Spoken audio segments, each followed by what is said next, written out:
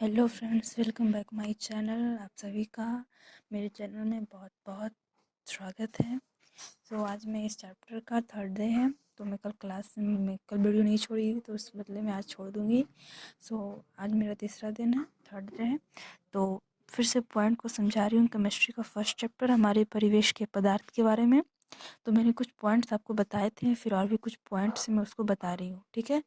तो आप इसको नोट कीजिएगा, अगर अच्छा लगे तो लाइक सब्सक्राइब शेयर जरूर कीजिएगा, ठीक है। समुद्र तल पर वायु का दाब वायुमंडलीय दाब कहलाता है। प्रश्न आता है, वायुमंडलीय दाब है क्या? तो आप बोलोगे, जो समुद्र तल पर वायु का दाब होता है, वायु का दाब समुद्र तल पर जो होता है वही वायुमंडलीय दाब कहलाता है। प्रश्न ये आएगा, दाब की इकाई पास्कल होती है। क्या होती है? दाब की इकाई क्या होती है? तो क्या होती है? पास्कल होती है। दाब की इकाई क्या होती है? पास्कल होती है। इंग्लिश में ये PACL पढ़ा जाता है और शॉर्ट में PA पढ़ा जाता है। तो ये इंपॉर्टेंट है, ये याद रखिएगा, ठीक है। अब अगला पॉइंट पढ़ते हैं। द्रव्यमान पर किसी पदार्थ को ठोस अवस्था से द्रवावस्था में परिवर्तन होने पर जितना ऊष्मा का अवशोषण होता है उसे द्रवण की गुप्त ऊष्मा कहते हैं। द्रवण की गुप्त ऊष्मा होती क्या, मैं आपको पहले ये बताती हूँ। द्रवण की गुप्त ऊष्मा कुछ नहीं है, द्रव्य से जो द्रव अवस्था में परिवर्तन होता है उसी को द्रवण गुप्त ऊष्मा कहते हैं। इसको मैं आपको डीपली समझाने वाली हूँ, पहले इस पॉइंट को समझ लीजिए। कहता है द्रव्यमानांक। अब द्रव्यमानांक पर किसी ठोस वस्तु को लीजिए, ठीक है। जैसे कि हमने बर्फ लिया, वो जब द्रव अवस्था में परिवर्तन हुई, ठोस से द्रव में परिवर्तन हुआ, तो उसमें जितनी ऊष्मा का अवशोषण हुआ, उस ऊष्मा को देखें नहीं देखे, बस ये जानते हैं कि उसमें ऊष्मा का अवशोषण हुआ, तो वही तो हुआ द्रवण की गुप्त ऊष्मा हुई, ठीक है। गुप्त ऊष्मा हुआ। गुप्त ऊष्मा का मतलब क्या है? लैटेंट हीट ऑफ जैसे कि गुप्त का आप बोल सकते हो लैटेंट हीट ऑफ फ्यूजन, कुछ भी लैटेंट हीट ऑफ फ्यूजन आप बोल सकते हो गुप्त उसमें इंग्लिश में, ठीक है। अब आगे पढ़ते हैं। क्वथनांक पर किसी पदार्थ को द्रवावस्था से गैसीय अवस्था में परिवर्तन होने पर जितनी ऊष्मा का अवशोषण होता है उसे बाष्पन की गुप्त ऊष्मा कहते हैं। यहाँ पे बाष्पन आ गया भाई, वहाँ पे द्रवन था, तो क्या है ये सब मैं बताऊंगी, थोड़ा सा सब्र रखिए। तो आप क्वथनांक पर किसी द्रव अवस्था में लीजिए किसी पदार्थ को, हम पानी को लेते हैं क्वथनांक पर। जब उसको गैस अवस्था में हम परिवर्तन करेंगे, कैसे करेंगे? उबाल कर करेंगे, मैंने पहले बताया है। उबाल कर, तो जितनी उष्मा का उसमें अवशोषण होगा उससे आप देखोगे नहीं, तो ये गुप्त उष्मा होगी, लेकिन क्या चीज की? बाष्पन की होगी।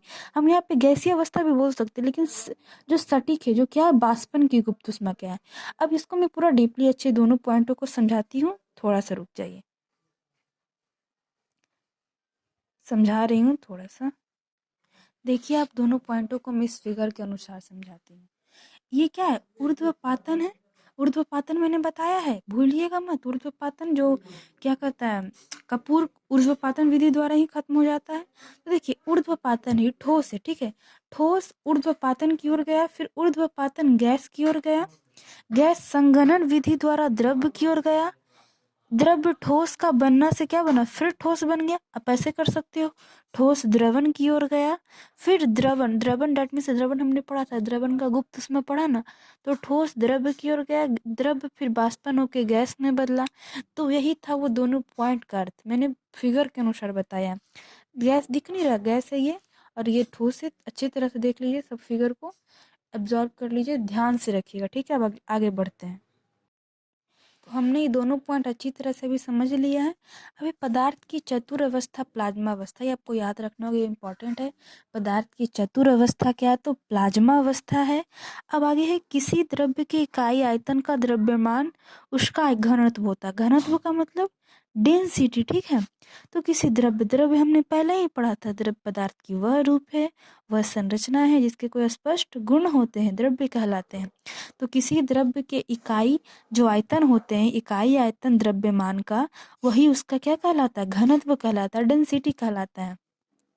अब आगे प्रसरण। प्रसरण का इंग्लिश मैंने लिख दिया डिफ्यूजन, कोई कंफ्यूजन नहीं, ठीक है। तो प्रसरण का इंग्लिश का था डिफ्यूजन। वह प्रक्रिया है, इसमें कोई प्रक्रिया होती है जिसमें किसी द्रव्य के कण, जो द्रव्य के कण होते हैं, वह अन्य द्रव्य के कण में प्रवेश करते, यही तो प्रसरण है भाई। प्रसरण वह प्रक्रिया जिसमें किसी द्रव्य के कण किसी अन्य द्रव्य के कण में प्रवेश कर जाते हैं, ठीक है। वही क्या है? प्रसरण है। ये पॉइंट समझ में आ गया? आगे, जब वायु में एक निश्चित ताप पर जलवाष्प की मात्रा उस ताप पर उपस्थित जलवाष्प की मात्रा से अधिक होती है तो वायु आर्द्र हो जाती है, ह्यूमिड हो जाती है, नमी हो जाती है, उसमें आ जाती है। इसको अच्छे से समझा रही हूँ, थोड़ा सा रुकिए। कहता है वायु लीजिए, वायु तो नहीं लीजिएगा, बट वायु देखिए, उसमें एक निश्चित ताप पर जलवाष्प की मात्रा है ना। तो उस ताप पर जो उपस्थित जलवाष्प है, अगर उसकी मात्रा अधिक हो जाए तो वायु आर्द्र नहीं हो जाएगी, वायु नमी नहीं हो जाएगी। आप नमी वायु देखते हो ना, जिसमें कुछ पानी का अंश हो, जलवाष्प हो, तो वही तो ये ह्यूमिड हुआ, ठीक है। ह्यूमिड आर्द्र हुआ, आर्द्र, ठीक है। अब आगे पॉइंट इससे रिलेटेड ही है। कहता है जब उस ताप पर वायु में सामान्य मात्रा से कम, जो उस वायु की सामान्य मात्रा है उससे कम ताप आता है, तो जलवाष्प की मात्रा जो उपस्थित रहती है, वह जलवाष्प की मात्रा जो उपस्थित होती है वह शुष्क हो जाती है। क्या होती है? ड्राई हो जाती है, सूखा हो जाती है। गर्मी के दिनों में जो वायु चलती है वह शुष्क रहती है, जो ठंडे के दिनों में जो वायु चलती है वह आर्द्र चलती है। दोनों में कुछ कनेक्शन है, दोनों एक दूसरे से मिलता जुलता है। तो बस इस वीडियो में हम यही तक का पॉइंट पढ़ेंगे। अब आगे की वीडियो में हम इसके आगे पॉइंट पढ़ेंगे। अगर कोई भी डाउट होगा तो मैं कमेंट में भेजिएगा, मैं उसको क्लियर कर दूंगी। ठीक है फ्रेंड्स, यहीं तक, बाय।